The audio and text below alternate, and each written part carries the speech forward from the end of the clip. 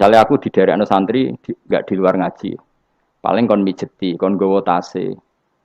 Ya sudah seperti itu, reputasinya semuanya khazun nafsi. Tapi kalau kenal seperti ini kenangannya kan saya ngajar Jalalain. Kue mulang belajar. Semuanya tentang Quran, semuanya tentang ilmu Allah Ta'ala. Sehingga sebaiknya kita ya kenal hanya gini-gini saja. Orang usah akrab teman-teman. Mari ruwet. Jadi ulama dulu itu sampai seperti masyhur itu Dawi Imam Syafi'i. Itu sampai tak figura. Wadittu annal khalqa ta'allamu hadzal ilma wa ma nusiba ilayya syai'un minhu. Sebagian riwayat harfun minhu. Saya suka kalau semua orang belajar ilmu saya. Maksudnya ilmunya beliau tentang fikih. Tapi tidak satu pun dari ilmu itu dinisbatkan ke saya. Jadi intinya Imam Syafi'i ingin orang itu belajar halal haram, belajar caranya khed gimana, basuh khed itu piye, nak tolak piye, iddah piye. Kemudian nggak perlu kenal saya kata Imam Syafi'i. Karena dia yang diinginkan adalah semebare ilmunya Allah Subhanahu wa taala. Orang kok terus dimenet umat sakmene nak nggih rombongan wali songo selisih piro. Lha iku mergawe jenenge napa? Tapi misalnya rano sing mergawe ya rano sing ziarah, jadi repot zaman akhir. Ya sudah seperti itu. Makanya kalau ini cerita ya, ulama itu orang paling tersiksa karena tadi kalau dia ngomong semuanya adalah wallahu a'lamu bimuradi bidzalik, problemnya pertanyaan itu. Quran turun untuk memberi penjelasan. Lalu bagaimana kalau Quran sendiri tidak jelas, yaitu awailus suwar. Karena tersesa itu, maka ulama memberi satu analogi, meskipun tidak yakin tapi bikin satu kiasan. Kira-kira maknanya seperti ini. Ya saya tadi punya tamu yang cerita jeleknya istrinya, cerita A sampai Z. A sampai Z itu nggak ada maknanya, tapi kamu tahu kan maknanya. Nggak ada maknanya, tapi kamu tahu maknanya. Maknanya apa? Detail. Paham ya? Nah orang Arab itu tahu. Andaikan kamu orang Arab hidup saat itu tahu. Quran itu begini, hamim. Dia tahu. Ha itu merujuk apa? Mim merujuk apa? Jelas ya? Tapi tetap saja kita tidak tahu yang semestinya. Sehingga kita tetap ngendikan wallahu alam. Dan itu makom tertinggi. Itu makom sampean semua. Lah saya milih makom sing dek-dekan. Mulane nerangno mau iku makom dek napa? Dek sing makom dhuwur napa? Wallahu alam. Saman milih makom dhuwur tapi gak manfaat.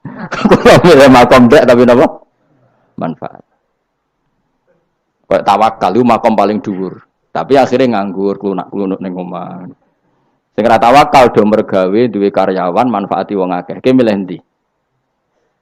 Jare kancaku, sakjane ora tawakal gitu. Angger gak di toko ora nganggur dhewe.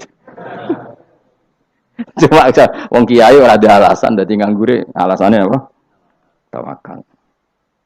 Jelas. Mohon jadi jelas. Jadi ulama itu orang paling tersiksa dalam menganalisis seperti itu. Kalau bilang enggak memahamkan, padahal Quran sendiri motivasinya atau tujuannya memahamkan. Sementara kalau faham betul, nyatanya Quran ada ayat mutasyabihat. Ya saya setengah-tengah ngerti polanya, tapi tidak ngerti detailnya. Apa? Ngerti polanya, tapi tidak ngerti detailnya. Yang nggak ngerti detailnya kita ngomong wallahu alam. Tapi kok ngerti polanya? Piye-piye Quran turun itu lil mubin, lil ibanah untuk memberi penjelasan. Kan nggak kebayang kalau memberi penjelasan, kemudian Quran sendiri maknanya ndak jelas. Ini setengah-tengah. Piye-piye Quran walaqad yassarnal Qur'ana lidzikri fahal mim muddakir. Sehingga ulama mulai dulu tetap ngendikan kalau maknanya Yasin Kanjeng Nabi mergo urutane ya urut tenan. Yasin ya Muhammad misalnya wal Qur'anil Hakim innaka ya Muhammad laminal kan sambung mboten? Sambung kan? Coba Yasin ganti makna ya Muhammad. Wahai Muhammad demi Quran yang agung kamu adalah laminal mursalin. Sambung mboten? Toha misalnya, Toha ya Muhammad ma anzalna alaikal Qur'ana ditasqa. Sambung mboten? Sambung. Makanya mulai dulu ulama berani sholatullah salamullah ala Toha Rasulillah sholatullah salamullah ala Yasin Habibillah.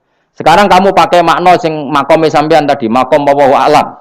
Berarti gini, sholatullah ala Toha ala wallahu alam. Sholatullah salamullah ala wallahu alam. Lho kok sawangane kok kemilah goblok malah pinter. Apa ora milah wis dadi. Nah ya makanya kita warai. Jadi ndak semua ulama cara pandang seperti itu. Jadi setengah-tengah. Ya napa? tengah-tengah. Jadi detailnya wallahu alam, tapi tetap kita tahu pola. Nila caranya ngerti gimana? Saya Nawawi Banten ngikuti guru-gurunya, termasuk cara pandang gitu. Kenapa kita ngartikan Toha ya Muhammad? Anggap aja tok tadi berapa? 9 ya. Ya 5. Itu sudah awal Lailatul Badri karena bulan mulai seriku tanggal pinten? 14. Lah kok takok, kenapa enggak tanggal 15? Nabi dhewe iku yo ngalami dari 14, 15. Sehingga ada awalun nubuwah, ada tamamun nubuwah. Sehingga kita ngambil dari 14. Ya itu kan dia sambung terus gampang. Ya tapi aja terus nak ngono terus Yasin mbok hitungi kabeh nganggo abjadun yo keliru. Ya seperti itu pun kita butuh sanad. Ya saya ulang lagi seperti itu pun kita butuh apa? Sanad, dan sanad saya sampai para guru-guru kita sebagian itu memang mengartikan Yasin itu Muhammad kayak tadi sholatullah salamullah ala toha Rasulillah sholatullah salamullah ala Yasin Habibillah. Coba kalau sampean apa enggak bermaknani Kanjeng Nabi. Jadi sholatullah salamullah ala toha ala wallahu a'lam. Barang wa alam mbok sifati Rasulillah kan aneh. Jadi utusannya Allah iku wonge wallahu a'lam. Kasus gak? Oh kasus. Oh kriminal besar penjara tenan. Jelas ya? Jelas ya? Nah, jelas pinter. Soalnya ngaji kang pinter. Sesuk ora usah mangkat wis pinter, no? Nah, inti dari cerita Yasin itu begini, Allah menceritakan pada kekasihnya yaitu Kanjeng Nabi Muhammad SAW bahwa di antara metode dakwah itu kirim utusan. Ya saya ulang lagi. Dulu Rasul itu di ibu kota kan ya. Rasul semua itu yang Rasul betul. Rasul itu ada dua, ada Rasul yang diutus Allah langsung, yang jenenge Rasulullah, napa? Ada Rasul delegasi, kayak sini Mursalun yang di surat Yasin itu Rusulu Isa. Jadi tidak langsung dapat mandat dari Allah, tapi dari Nabi Isa. Yang Isa ini namanya Rasulullah, siapa? Lah yang utusannya Isa jenenge Al-Mursalun, tapi Rusulu Isa. Jadi utusannya Nabi itu menunjukkan, ini makanya kita sering kecolongan gara-gara itu. Sekarang tuh banyak kiai sentral yang nggak punya ustadz ya atau kiai binaan di kampung-kampung. Makanya sekarang banyak kecolongan, banyak orang alim di daerahnya tapi dia istilahnya sekarang di Menara Gading. Tahu-tahu di kampung-kampung pedalamannya diserang aliran sing aneh-aneh. Karena ini tidak punya utusan untuk meluruskan ahli sunnah apa? Jamaah. Harusnya enggak seperti itu. Jadi ada Rasul sentral, ada yang didelegasikan ke kampung-kampung tertinggal. Anggap aja niru Nabi Sinten Isa. Kayak Rasulullah juga gitu, beliau di Madinah, tapi Sayyidina Ali, Mu'ad disuruh ke Yaman. Kita tahu kan, Mu'ad, Abu Musa al-Asy'ari, Sayyidina Ali disuruh ke mana? Yaman. Dan semuanya dapat tugas apa? Basyiru wala tunaffiru. Napa? Basyir apa? Yassiru wala tu'assiru, basyiru wala tunaffiru. Cung nak ke dakwah gawe gampang, aja gawe angel. Saiki dakwah kan digawe angel. Apa nerangno ilmu kok ana podium regane 3 juta. Sound system entek 3 juta. Lha nerangno ilmu ora jelas manfaate kok cek akeh biayane. Aku mulang jalalane 200.000 bontek ora acara bengi iki. Pokok ilmu digawe gampang, apa nerangno ilmu cek repote. Tapi ra nyindir, biasa wae ora usah tersinggung. Apa nerangno ae. Lho tapi nak niati siar ki monggo, tapi aja niati ngaji ora kasil. Niati ngaji wis ngene iki, betul ngaji wis. Saya berkali-kali ngaji ya seperti ini. Karena ajarannya apa? Yasiru wala tu'asiru. Gawe gampang. Gawe gampang nerangnone ya gampang, khitobe ya gampang, masyarakate ya digawe gampang, sing penting ora dosa. Sing penting mboten apa? Riyen Kanjeng Nabi pengen ngaji kadang sahabat ya jek do turu nang masjid. Kadang Nabi nak kesuwen mbek ngenteni ya turu. Aku pencontoh Nabi selawatan kok dinyek kubu sebelah. Mana ada dalilnya kalau sebelum sholat pujian. Kok ditakoki hadisnya malah repot kabeh. Tapi nak ana wong muni Nabi ku ora dinteni sahabat ning masjid ku keliru. Dhisik sahabat do ngenteni Nabi. Tapi aku ora roh, iku pujian ta ora ya ora roh. Aku ora direkamane. Lah iki senane takok. Ada hadisnya enggak? Padahal nak ana hadisnya ya ora iso maca. Iku tuwenang pede ta kok subhanallah zaman akhir ta apa. Yang jelas sahabat itu ngenteni. Nah gara-gara ngenteni itu keturun. Rai-rai ngene iki nak ngenteni kan keturun. Mulane nak ditakok, dongane iku ngaji apa? Dongane ngaji bismika Allahumma ahya bismika wa amut. Iku dongane ngaji. Ana sing protes, "Wak dungane tiyang turu, Pak." Ya lah ya nak ngaji iku turu. Ngene takoki dungane ngaji apa? Bismika Allahumma ahya wa bismika wa amut. Mergo agar ngaji turu. Tapi ini kisah nyata, ana wong alim mubalek ngomong ngono protes. Pak Yai, saya ini orang alim, banyak apal hadis. Gimana? Tidur pengajian itu sunat. Wah, kaget gini, wong alim tenan. Wong alim tenan, wong kanca kula, sing protes kanca kula alim. Ya tak warai dhisik, saiki pinter wis. Protes. Kenapa kok sunat? Kata Pak Kiai pengajian itu pertamanan surga. Di mana-mana pertamanan bikin orang ngantuk. Wah, Kiai nak merasakan pengajian, datanglah ke pertamanan surga. Di mana-mana orang di pertamanan itu ngantuk. Ngantuk. Makanya anggap saja yang tidur itu ya di pertamanan surga. Tapi orang untuk ilmu jenenge turu. Jadi mulane kula nu dadi kiai wis lega atine. Sing ngrungokno ya monggo, sing turu ya monggo santai mawon. Ilmuku cukup untuk menganalisis itu.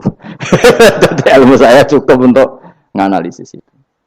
Kalau terang malih ya. Jadi Rasul itu semuanya di pusat kota. Makanya ada litung tiro ummal qura. Ya, semua Rasul itu di pusat kota. Ora oleh Nabi kok wong desa. Tapi desa-desa ini dikirimkan santri-santrinya. Sehingga kita kenal misalnya Sunan Bonang punya utusan Sunan Wijogo. Kalijogo dakwah daerah Seragen, Boyolali sampai Jogja menawa. Tapi aku ora rodok Jogja tenan pura, tapi Darwan tok Solo 3, Boyolali, Seragen. Tapi menawa tok Jogja barang. Terus Mbah Sunan Bonang punya murid Mbah Soleh yang sampai Sarang misalnya. Itu mulai dulu gitu.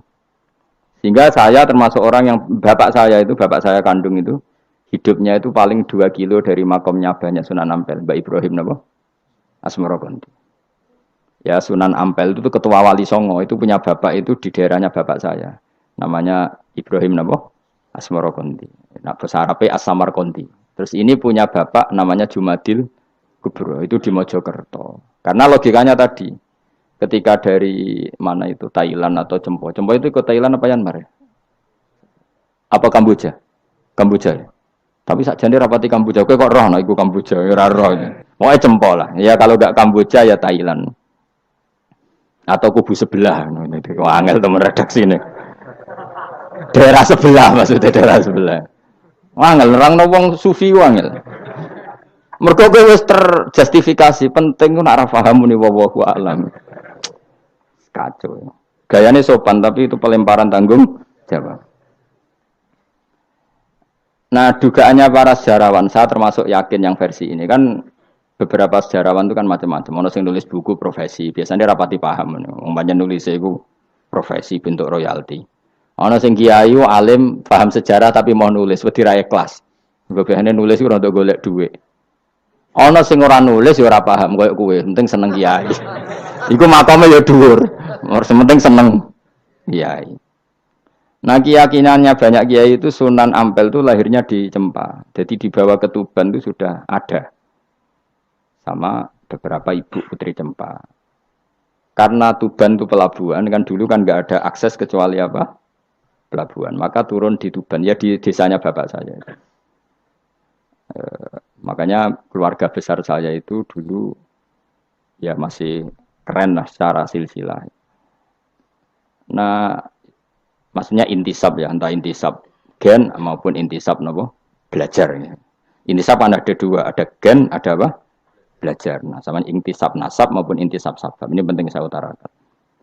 Sehingga orang yang tidak nasab pun untuk barokah Kanjeng Nabi Muhammad sallallahu alaihi wasallam yaitu tadi karena kullu nasabin wasababin mungqatiun yaumal qiyamah illa nasabi wasababi. Jadi wong sing wis gagal nasab ngene iki iku iso intisab Nabi lewat nasab sebab yaiku napa warasatul ilm apa? Warasatul ilm. Jadi kowe sekali ra alim wis taqabbal wa minamikum taqabbal ya karim. Habib ora, ye ora, Gus ora, alim ora, sapa? Muhibbin, pecinta, penggemar. Kayak slang ya, kayak ono penggemar itu. Nah karena bapaknya Ibrahim Asmara Konti itu wali itu kan ya orang alim. Makanya dia ke Mojokerto. Karena tradisinya wali itu ngikuti Nabi. Syaratnya Nabi dakwah itu di pusat kota. Zaman itu pusat kota Nusantara kan Mojokerto karena di situ ada apa? Majapahit. Jadi secara logika masuk akal kalau Mbah Jumadil Kubro itu makomnya di Mojokerto karena untuk mencari pusat kota. Paham ya? Jadi ini saya setuju dengan versi itu karena coro hitungan-hitungan alim itu masuk akal. Paham apa? Singgah di Tuban karena pelabuhan, milih Mojokerto karena pusat kota. Karena semua nabi itu litung ziro, ummal qura, wa man haulaha. Nah, kemudian para nabi ini karena sentral di daerahnya, beliau untuk ke pelosok-pelosok kirim utusan. Itu disebut arsalna ilaihimus. Nah, utusan minimal 2 karena biar ada temannya. Ono konco ngrumpi, konco rembukan. Nah, dhewean kan repot. Nah, 2 ini kemudian ditambahkan 1. Fa'azzazna bisalis. Terus sunnah keempat, biasanya dalam proses dakwah itu dibenci banyak masyarakat. Kemudian Allah selalu bikin 1-2 orang yang mau iman dari kampung situ. Ya, dalam konteks ini Habib An-Najjar disebut wajah min aqsal madinati rajulu yas'a. Jadi polanya Allah ini akan terulang terus. Kalau kamu di dakwah di desa binaan maka yang nolak banyak, tapi selalu ada 1-2 yang menerima kamu. Nah ini yang awal 1-2 menerima kamu, insya Allah awal dari kebaikan segalanya. Asal kamu sabar. Dan itu harus dilatih. Dimulainya dari mana? Ya dakwah ilallah walillah. Tapi kalau motifnya sudah uang, akhirnya kita repot. Daerah ini prospek karena ngerti HE kiai. Daerah iki ora prospek ora roh HE. Akhire sing ora prospek udah mek sugihan di ritual sing kejawen sing cara zahir sirik dijauhi para kiai. Bareng diserang kubu sebelah kene bengok.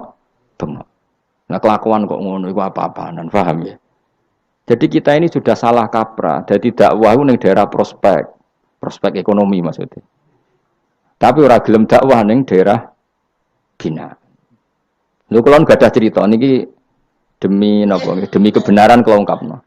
Di Pasuruan itu ada desa namanya Cowek. Itu dulu bapak ke sana itu pakai truk power. Truk power. Itu kampung situ riyen abangan. Saat ini termasuk menjadi kampung terbanyak hafidnya. Terbanyak hafidnya.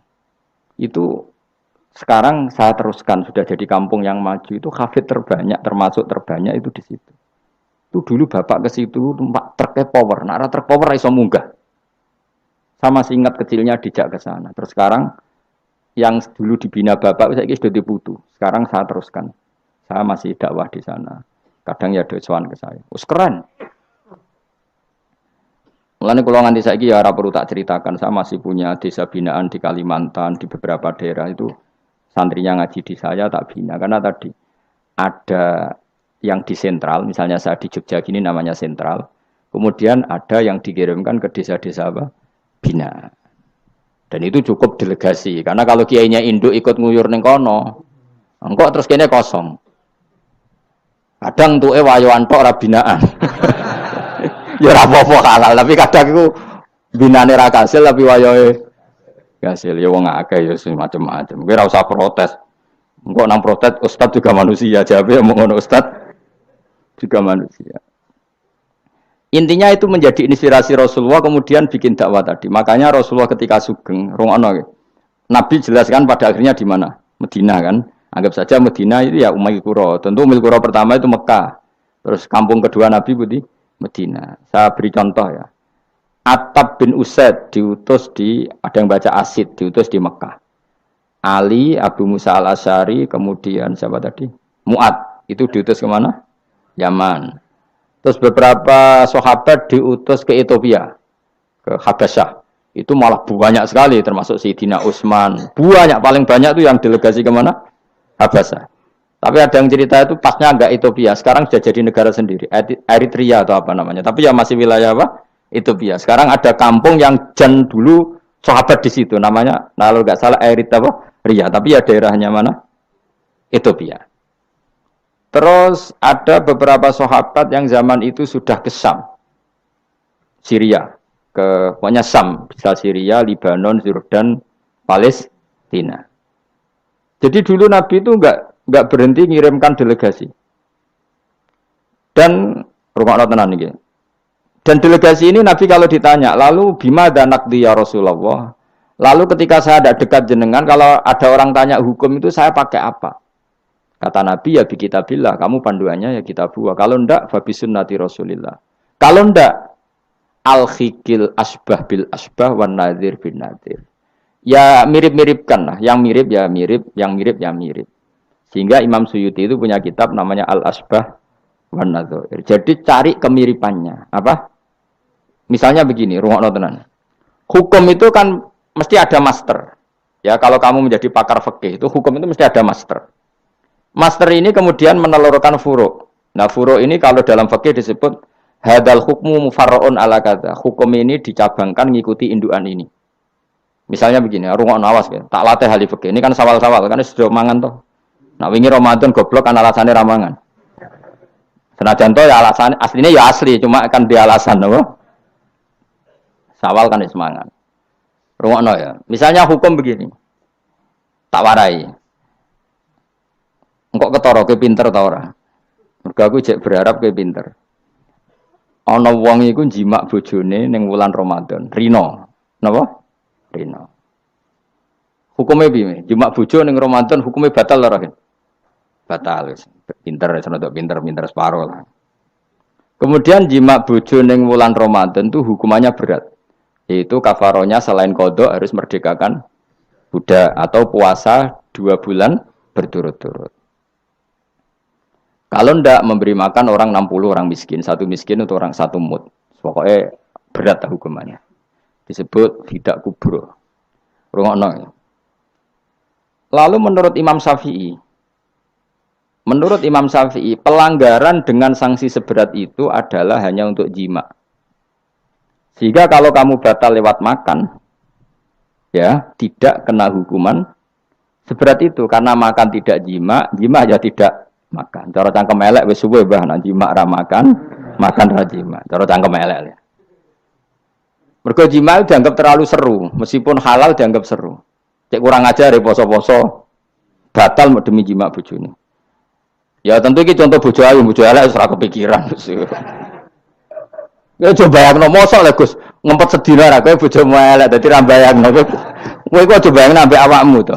Iki bayangno iku wong Arab mangane daging, ke mangane mendoan. Mendoan tempe apa meneh? Apa sing tahu apa badem yo? Tahu susur terus apa?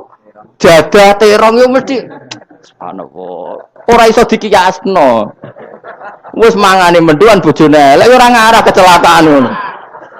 Iku bayangno wong Arab mangane daging bojone ayu. Wes Mustafa khusuk lah cara wong Arab sing ayu bangir ngono. Wes ora iso ngempet tak jamin. Posisi gelem halal. Jadi kok coba yang awakmu dhewe sing mangane napa? Mendoan tahu susur kan. Jadah. Iku ora sereten nek sak apik. Kula pertama mangan jadah iku kaget. Kula niku kan rada kiai lho. Rada kiai iku nak mangan niku golek sing gampang. Bar jadah tak pangan telat kabeh bingung. Sesuai ning Jogja kulino. Nah, dhisik ora kulino mangan yang seperti itu. Sesuai saiki kulino. Alhamdulillah ora tau keleleden. Pertama keleleden. Aneh cara daerah kula kan apa? Aneh. Pomene jenenge jadah kok elek. Kira apa maknane jadah? Jenenge tok sing elek, rasane enak. Maksudnya jadah ketan sing enak ora mbok terusno. Oh, musuh zaman hoax ini bahaya nek gak diterangno detail. Rungokno tenan, iki tak latih alim ya, mergo ilmu barokah. Kula nu untuk barokah ulama-ulama sing mun kabundut maupun sing ijek sugeng. Rungokno. Sehingga cara Imam Syafi'i ya jima itu tidak makan itu tidak jima. Oke, kita setuju. Karena jima itu dianggap terlalu serem. Napa? Ya serem tuh misalnya ngene, kowe bertamu gone rugen, terus mangan segone kan normal, terus pamit kan nyelek kamar aku jima bojoku. Kurang ajar ta, tamu ngene kurang ajar ta. Ya kurang ajar. Tapi cara pikiran Imam Malik, ini mazhab Maliki. Kenapa hukumannya seberat itu? Rungokno nggih. Kenapa hukumannya seberat itu? Karena hadku hurmati Ramadan min ghairi udhrin syar'iyyin. Melecehkan Ramadan, tidak menghormati harkat Ramadan dengan tanpa uzur yang syar'i. Sehingga kalau kamu makan mie atau makan sate atau makan jadah tanpa uzur syar'i, tanpa sakit, maka hukumannya sama. Karena dianggap melecehkan Ramadan tanpa uzur syar'i. Imam Malik cara berpikir, memangnya jima bojo statusnya haram kan tidak zina. Jima bojo status halal apa haram? Halal. Bedanya apa dengan makan? Kejima lebih mangan bedanya apa dalam hukum halalnya? Sama kan?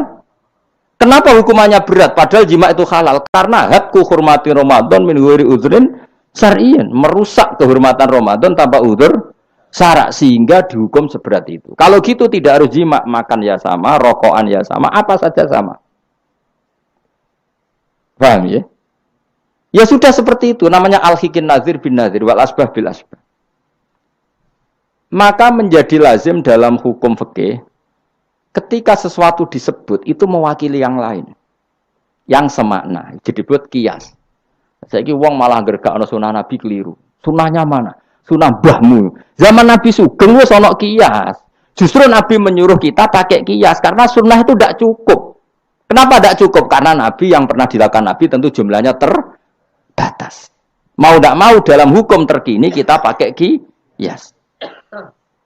Saya sidik-sidik orang oleh kias kudu sunnah.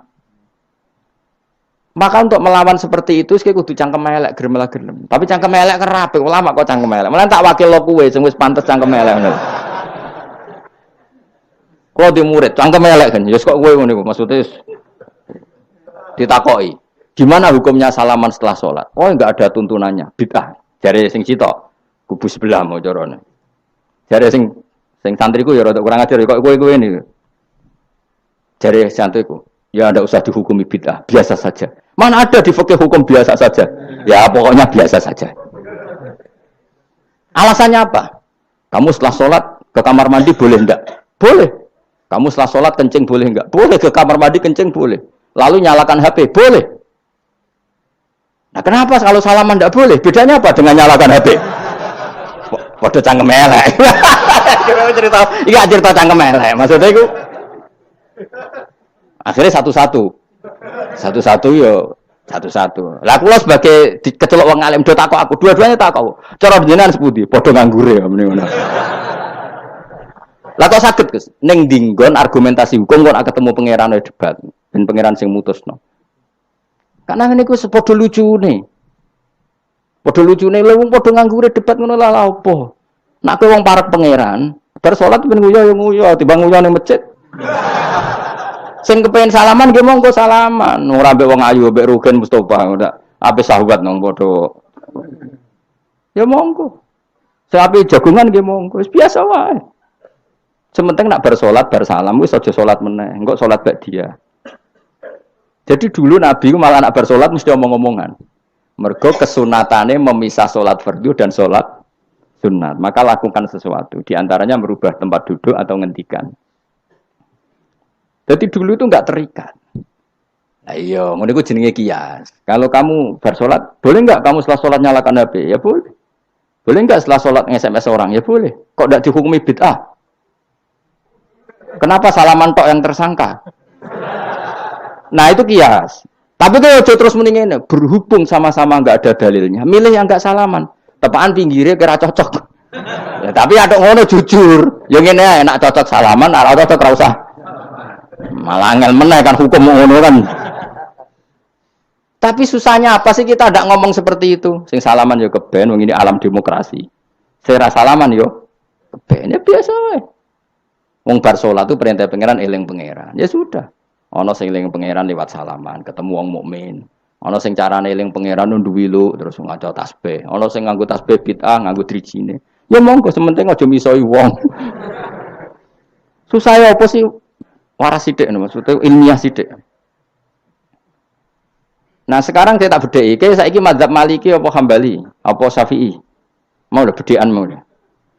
Maka terus diputuskan kalau enggak ada sunnah Rasul maka al-hikin nazir bin nazir. Hukum sing mirip-mirip. Sekarang begini misalnya contohnya. Saya berkali-kali cerita. Ini anekdot tapi nyata. Ada seorang alumni penggaweane nabok ibu Juni. Nabok itu kan dengan tangan. Nabok dalam bahasa Jawa dengan tangan kan. Bareng kiai ini dilapuri, kandang, "Hen, jogeman nabuk ibu bojomu." Gang Rongulan bojone Ruhen lapor aku, "Gus sakniki mboten nabuki, nyaduki." Bareng Ruhen tak celuk, "Hen, kok cek nyaduki piye?" Jare sing haram nabuki, Gus. Sakniki tak leh nyaduki. Terus aku mending ngene, "Yo aja nyaduki." Gang Rongulan bojone lapor, Sakniki ngidoni. Hanya karena terjebak tekstual, apa? Tekstual. Berhubung naboi tidak nyadui, kalau naboi haram nyadui mesti haram, itu terjebak apa? Tekstual. Coba kalau dia waras sedikit, makna haram naboi itu menyakiti. Saya ulang lagi, makna haram naboi itu maka nyadui juga sama, ngidoni juga sama, ngember nganti utang-utang tonggo yo sama, karena itu sakit loh perempuan utang-utang. Pemilih di cerdas ngono, terus bertakoi, sunnah rasulnya mana? Bar saya. Ya malah nak pangeran ngendikan ning wong tua mau fala taqul lahuma uffin. Jangan katakan hus, terus dia mendingin, jancuk bapak. Loh, kok muni jancuk? Kan tidak uffin. Waras to ora wong sing muni ngono. Kowe sing muni ora lho. Maka sebetulnya zaman Nabi itu sudah ngendikan al-hikin nazir bin nazir. Sehingga kalau orang tua haram dikatakan hus, maknanya haram disakiti. Yang maknanya sejenis maka sama. Jadi mulai dulu kias itu ada. Meskipun ya tentu jangan kebablasan. Misalnya yang tanpa ilmu itu kias yang kebablasan. Maka ini penting sekali ngaji. Nah, para delegasinya Rasulullah dulu dibekali gitu. Sayyidina Ali ditanya. Terus kaidahnya yasiru walatu asiru basiru walatu nafiru. Bikin mudah, bikin ceria, jangan bikin susah. Bikin gembira, jangan bikin susah. Mulane kalau ngaji seneng guyon. Perkara ini kowe wis sumpek ning omah. Rai-raimu wis rai sumpek. Lah wis sumpek ning nggon ngaji disumpekno pisan. Kan sumpek dobel. Stres malah ngel-ngel wong. Jadi tidak guyon nae ben rileks, lali utang sejenak, napa? Mergo nak dawuh Nabi jelas basiru beri berita gembira. Ya, soalnya teko ngaji ra paham lah swarga, wis pokoke kayak berita gembira. Mbok tenan apa ora sok mben kok. Cocokane sok mben. Ya agak-agak tenan, aku ikhlas ya tenan. Mulane cara kiai-kiai kuno nak ngakali. Yo kowe ngaji mbek aku mesti swarga, asal ikhlas. Ana tambahane ana asal ikhlas wae. Jadi saya ulang lagi ya, kias itu nggak bisa dihindari karena yang dialami Nabi itu hanya jumlahnya terbatas. Lalu sahabat tahu ini hukum ini ikut partai ini partai ini.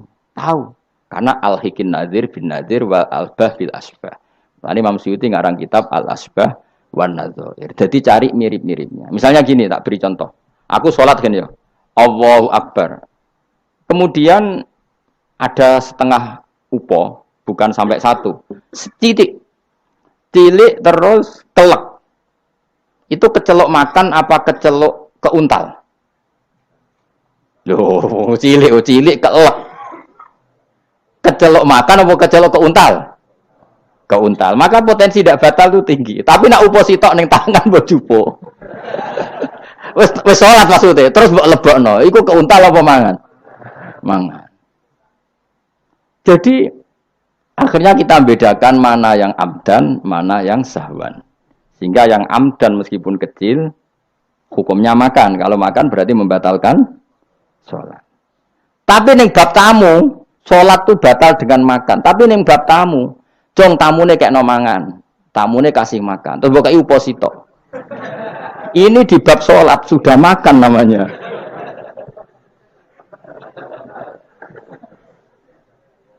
Paham ya? Neng bab salat sing darani mangan batal lu sak upo apa kudu sak piring? Sak upo. Nah ning bab nyugoi tamu, sak piring apa sak upo? Sak piring. Sama-sama istilahnya makan, tapi orang akan tahu konteksnya.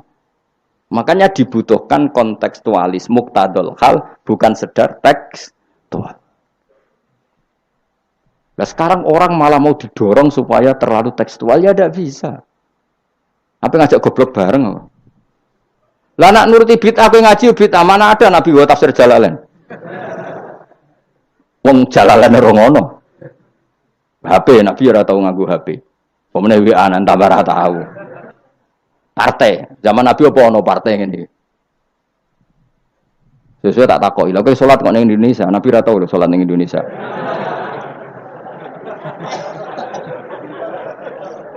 Malah panjang kan kalau diterus-teruskan. Maka kita hanya ngambil Nabi ku sholat itu sujud ning Allah Subhanahu. Maka yang penting itu sujud. Nabi ketika sujud itu baduke sak ngisore aliyah sak ngisore bokong. Maka syarat saya sujud itu dari ulama-ulama bokonge kudu sak ndhuure bathuk. Oke. Tapi tentu itu contoh kondisi normal. Lah saiki misalnya ana wong sujud delalah nggone ndas iku tingkat. Tetep sah ta ora?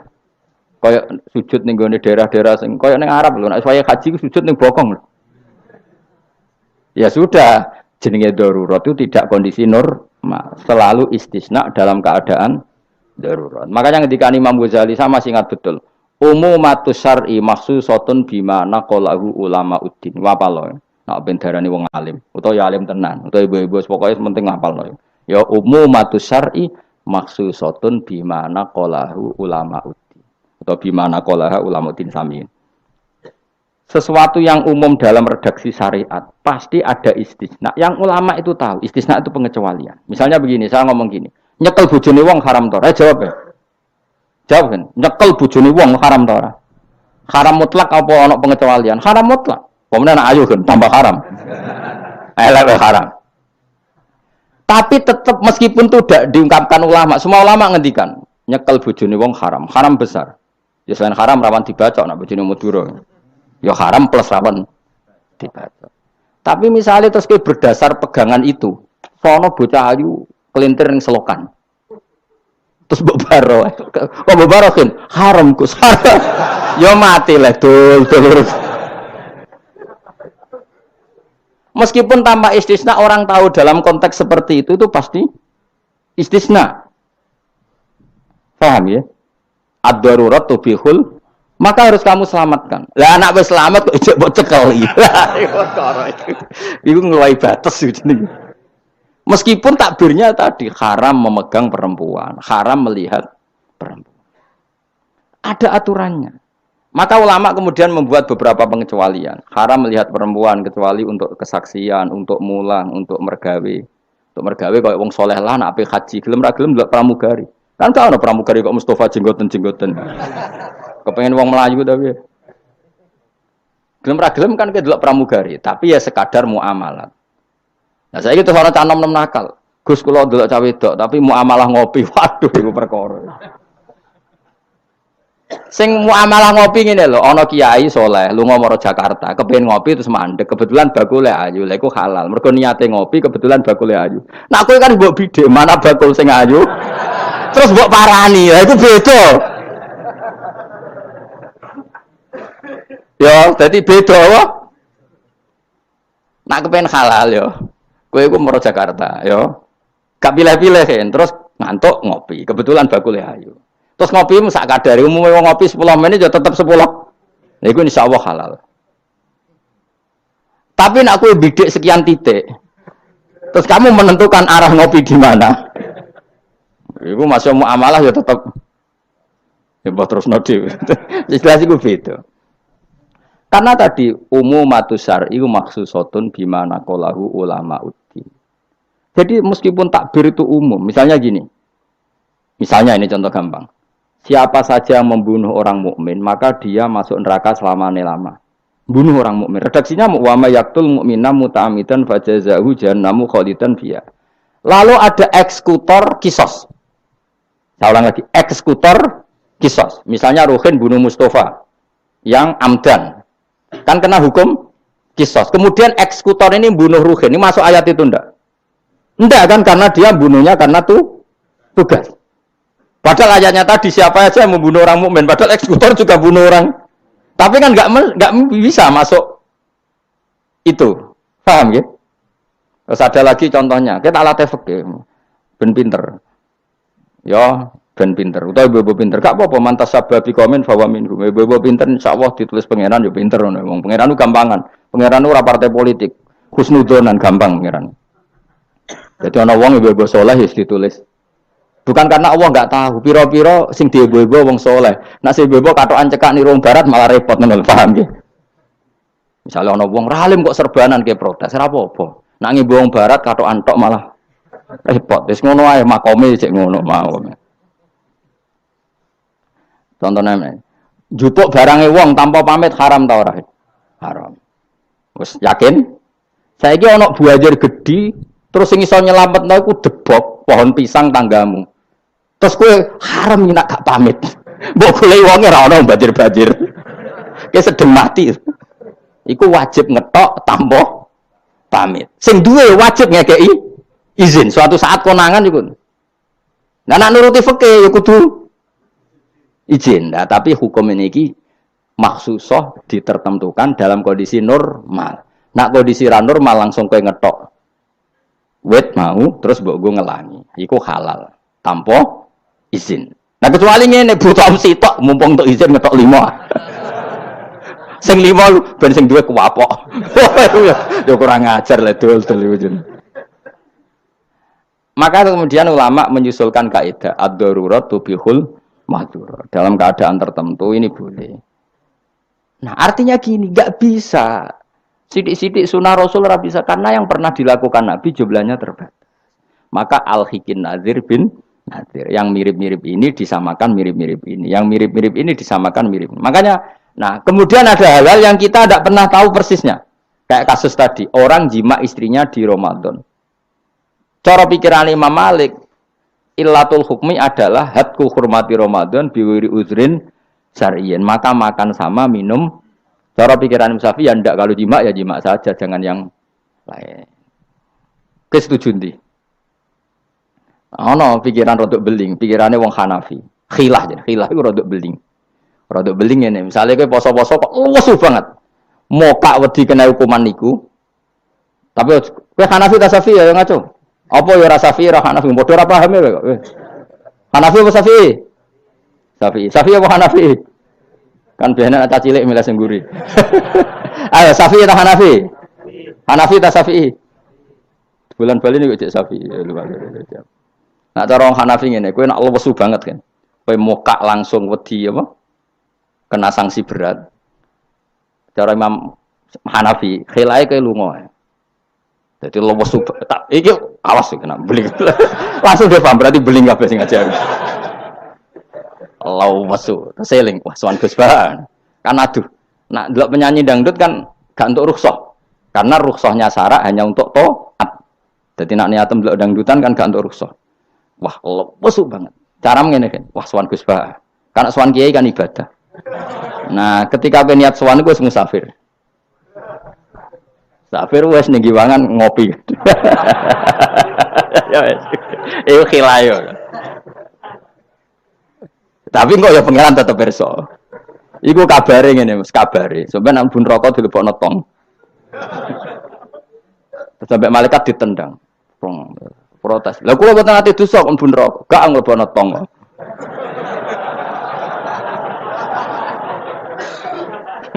Dadi engko adu khilah-khilan mbek malaikat. Dadi nak sing ra khilah ya tapi ya masuk akal dari Abu Hanifah wis ngene ae nak kepeksane kepeksoke lesu. Kan sebetulnya syariat itu gampang, nak lesu banget sampai membahayakan fisik. Gak perlu ngolah kan kamu statusnya famangkana minkum maridon awala safar dengan vonis medis bahwa kalau kamu tidak makan pingsan misalnya cukup sudah boleh buka. Paham ya? Syariat itu luas.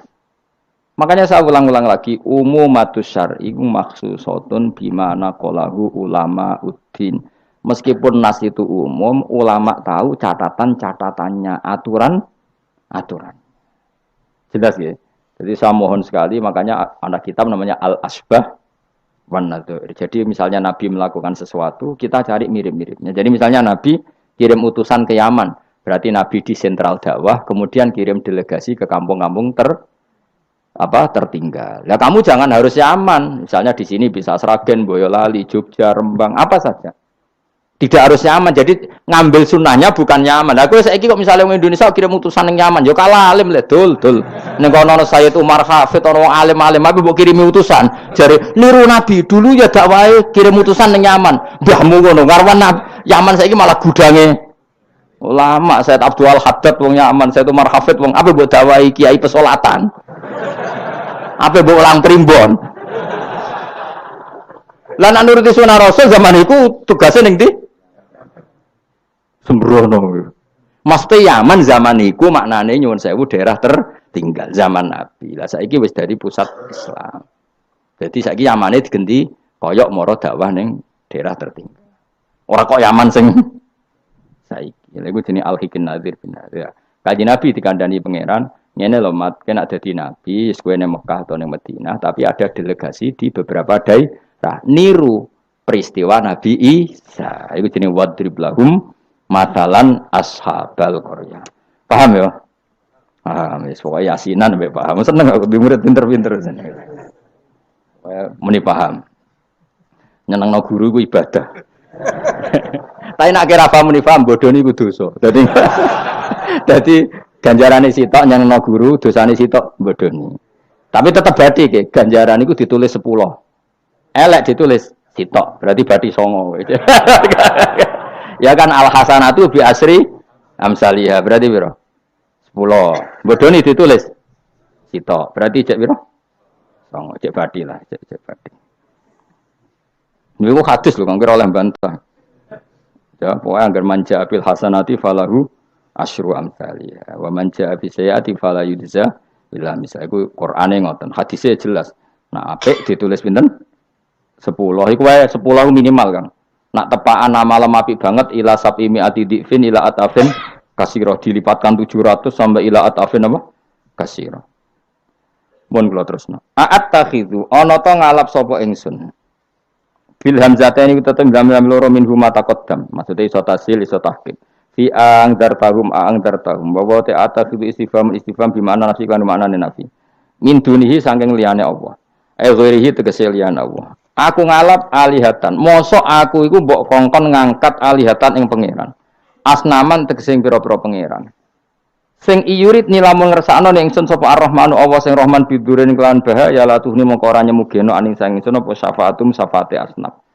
Masa saya disuruh menyembah berhala yang kalau Allah murka sama saya berhala itu tidak bisa berbuat apa-apa karena memang tidak bisa apa-apa. Podo-podo nyembah ya zat yang bisa melakukan apa saja yaitu namung Allah Subhanahu wa taala. Allati kang za'amtumuha kang nyangka sira kabeh ing aliyah mbok sangka sian ing manfaat.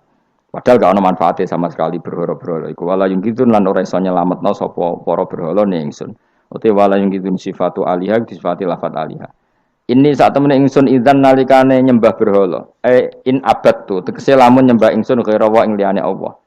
Iku lafi dolalin iku ing dalam kesesatan mubinin kang jelas bayinin jelas. Kalau saya menyembah selain Allah pasti sesat. Karuan nyembah liyane Allah mesti sesat. Ini saat temen ingsun iki dawuh Habib An-Najjar. Ini saat temen ingsun amantu iman sapa ingsun birobikum kelan pangeran sira kabeh. Fasma'u mongko ngrungokno sira kabeh ning ingsun. Ini bukti ya bahwa kebenaran itu harus dimaklumatkan ya. Jadi kebenaran itu harus apa dimaklumatkan karena ketika Habib An-Najjar sudah benar, saya iman kepada Allah. Allah adalah yang Tuhan hakiki. Fasma'un dengarkan ini. Karena semua kebenaran harus disampaikan. Jadi enggak boleh kebenaran dirasakan diri sendiri. Makanya kalau iso maca Jalalain ya tak sampaikan lewat ngaji seperti ini karena menyimpan ilmu itu dosa. Sampean tinggal menerima gak paham buang kune karang ngrungokno ora paham. Paham ya? Alhamdulillah. Mengko kula tak matur pangeran Gusti pun do paham alhamdulillah. Ini satu meneh ingsun aman tu iman ingsun bi rabbikum lan pangeran sira kabeh fasma'u mongko ngrungokno sira kabeh ingsun. Ya seperti ini. Ayat ini kan tentang orang Antokia, tapi kita bisa meniru bahwa kebenaran harus disampaikan meskipun di depan orang yang kadang belum menerima.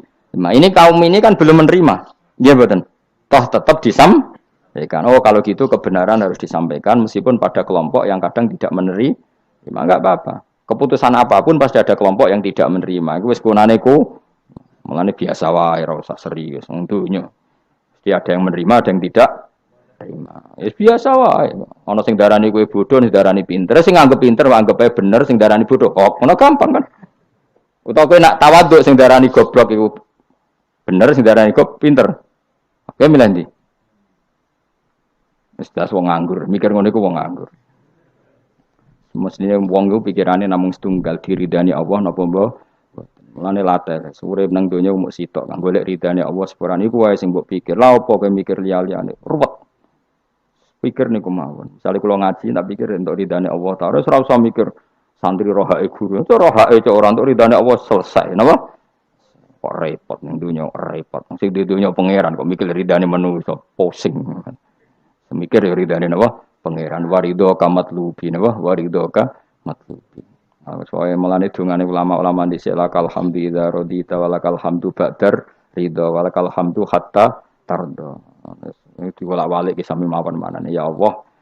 Kula suwun jenengan ridho teng kula. Segala puji bagi Engkau hatta tardo sampai jenengan ridho teng kula. Walakal hamdu ba'dar ridho. Walakal hamdu hatta tardo. Pokoke ngoten orientasine ulama riyen. Makanya dawuh Sayyidina Umar, dawuh ulama-ulama, wong sing kepengin ora mati suul khotimah kon maca napa tiap pagi napa raditu billahi rabba wa bil islami dina wa bi Muhammadin nabiyyu wa rasulah. Jadi setiap hari kita memperbarui perjanjian, ya Allah saya sudah puas Engkau sebagai Tuhan. Saya puas sepuas-puasnya bahwa Engkau yang sebagai Tuhan. Kalau yang jadi Tuhan tidak selain Engkau, wah kacau dunia. Sehingga orang itu terbiasa ridho be Allah. Untuk rezeki ini ya senang, ditakdir sujud ya senang. Sehingga kita ketika sujud itu luar biasa. Karena itu kenangan terbaik kita di akhirat. Rumang samu kenangan terbaik di akhirat kowe dadi pengamat. Sebenarnya di syuting ning akhirat kowe omong terus. Kowe takoki pangeran, "Kenapa kene dunya omong terus padahal dunya sing ngatur aku?" Gak iso jawab. Tapi nek kowe di syuting pangeran zaman ning dunya sujud. Wah, keren, wah. Keren. Kenapa kowe sujud? Ra ngarep pangeran takok ngono. Mergo wis adone manusa ini napa sujud. Maka kenangan terbaik kita di dunia adalah apa?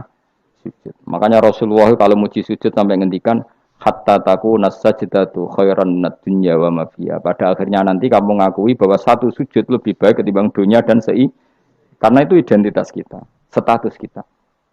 Sujud adalah identitas kita, status kita. Makanya kenangan terbaik kita di dunia adalah pernah apa?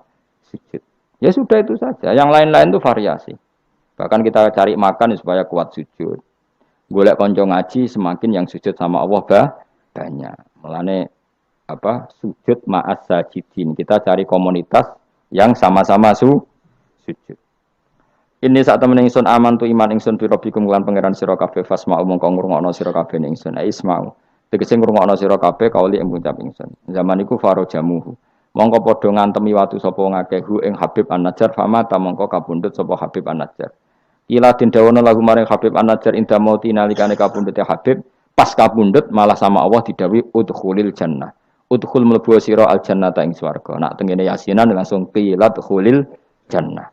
Wa qila lan didhawuhna pengene dakhala manjing sapa Habib An-Najjar ing jannah hayan ing zaman urip. Jadi zaman sugeng wis langsung dilebokno swarga. Ini keistimewaan. Jadi tidak ada proses mati langsung dimasukkan swarga. Tapi qila ya. Qila itu tidak valid. Yang valid ya qila lahu inda mauti. Tentu umumnya yang mati dulu baru masuk surga. Kala dawuh sapa Habib An-Najjar ya harfu tambihin te huruf tambah laita qaumi menawa kaum ingsun ya alamuna ngerti sapa kaum. Ketika sudah meninggal dan beliau masuk swarga, iku aja berharap mestine kaum saya tahu bahwa kebaikan seperti ini ganjarannya swarga dan mereka tidak lagi kafir. Intinya apa? Orang soleh itu tidak boleh berhenti berharap kaumnya akan jauh lebih baik. Habib An-Najjar wis kapundhut masih berharap kaumnya baik, mengakui kebenaran. Sampai ijek ngendikan ya laita qaumi ya alam. Itu kayak apa? Sekarang enggak banyak dai ijek urip padha uripe putus asa. Gak kena dikandani. Piye ora ono ngene iku zaman wong saleh-saleh dhisik ora ono. Dakwah itu tanpa akhir, tanpa putus asa. Habib An-Najjar wis kapundhut wae ijek berharap ya laita qaumi ya alamun bima ghafara li rabbi wa ja'alani minal mukramin. Maksudnya ngene iki kaumku kudune roh bahwa balasan kebaikan adalah masuk surga, kemudian mereka menjadi iman. Intinya berharap itu tidak ada selesainya. Nah, ini yang ditiru Kanjeng Nabi ketika Abu Jahal kafir berharap, kalaupun Abu Jahal kafir ya Allah saya berharap anak putune. Abu Lahab kalaupun kafir kula berharap anak putune.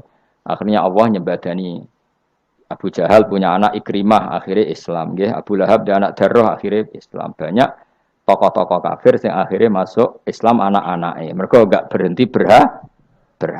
Cara wong Jawa ora kena bapake kena napa? Anake, ora kena anake kena putune. Karena kebaikan enggak boleh berhenti. Misalnya Indonesia ini kurang baik era sekarang, mungkin era anak kita lebih baik, era cucu kita lebih baik. Orang malah Indonesia bukan bubar piye. Malah bingung kabeh. Kayak santri ini aku aja berharap nak sampean ra alim mungkin anaknya tambah alim, puture aja kok bapake ra alim pomene anake. Ya iso wae. Anake sampean ra alim. Lu kata sani. Ayo sing mondok-mondok ning ngapal Al-Qur'an bapake aja samae ra apal. Kuwi ku anake udah hafal Quran, bapake teko kok nguarep padahal aja samae ra apal. Anake diwisuda hafid ayo. Yang sekarang udah jadi dosen di UGM, di UI banyak bapake ra sekolah SD. Anake do dadi dosen. Lebih baik apa enggak? Yang sekarang numpak Alphard bapake dhisik numpak apa saja. Bisa.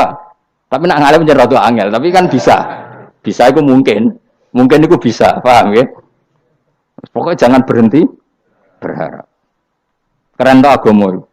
Habib An-Najjar itu wis mati, wis kapundhut, mlebu swarga iku cek berharap ya laita qaumi ya alam. Nah, ini jenis al-hikin nadir bin nadir. Kita ngambil pelajaran ini bahwa orang soleh itu tidak berhenti berharap akan kebaikan umatnya, kebaikan kaum. Paham? Oh paham, so kado pinter, saya pinter. Ya laita qaumi ya alam, ngerti sapa kaum. Seneng diurit pinter seneng. Sesuai kalau TK paham. Ya justru apik to kok CTK kan ra itu so. Bima klan perkara kafaro kang nyepuro lima ring ingsun sapa Rabbi pangeran ingsun kaumku ngerti bi kufranihi klan penyepuranane Allah. Wa ja'alalan gawe sapa wong ingsun minal mukramin sange wong sing dihormati. Maksudnya wong mlebu swarga pasti berstatus orang yang sangat terhormat. Wa ma'an salawat.